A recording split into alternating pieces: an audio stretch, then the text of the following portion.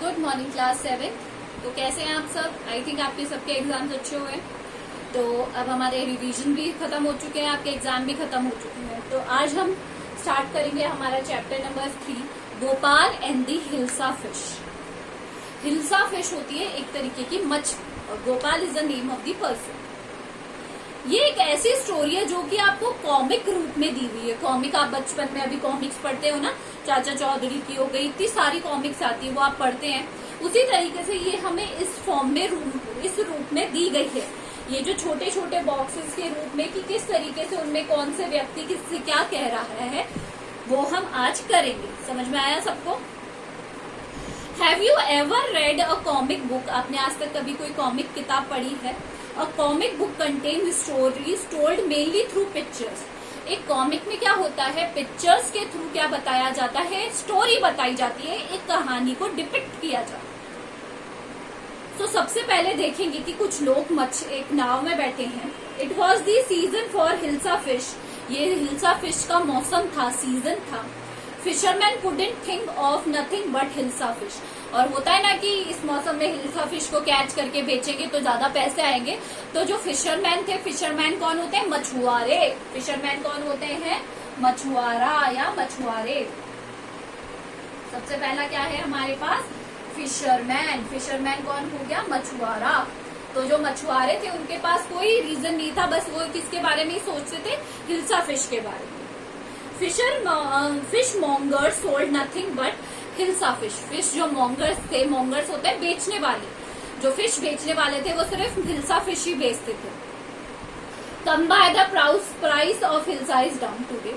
आप मार्केट में गए होंगे, कहीं ज्यादा भाव होता है, कहीं कम भाव होता है। उसी तरीके से सेम तरीके से जो बायर वेंडर्स थे वो आवाज लगा रहे थे।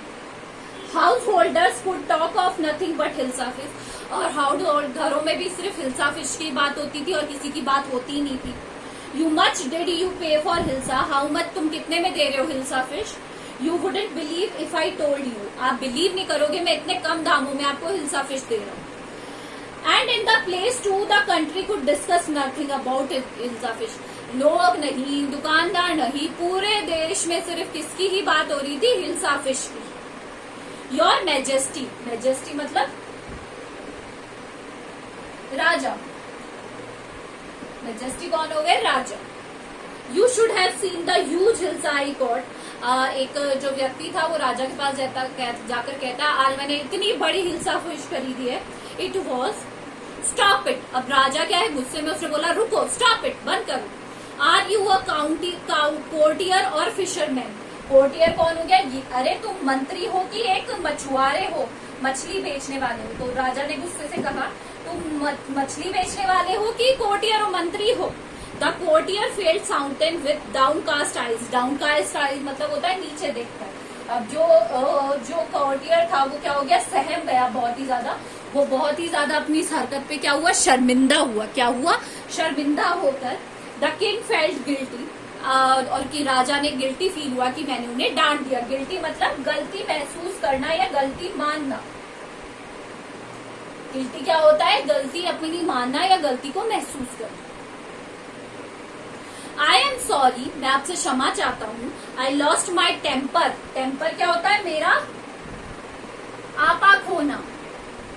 टेम्पर मतलब क्या होता है? आपा खोना। तो आई एम सॉरी, मैं आपसे क्षमा चाहता हूँ। राजा ने उस मंत्री से माफी मांगी। It is the season for hilsa one and no one. तो उन्होंने कहा ये सीजन है हिल्सा फिश का and no one, not even Gopal stop anyone from talking about hilsa fish, not even for 5 minutes. तो उसने कहा कोई भी, हर कोई सिर्फ हिल्सा फिश की ही बात करता रहता है, जिसे देखो सिर्फ हिल्सा फिश की ही बात करता रहता है।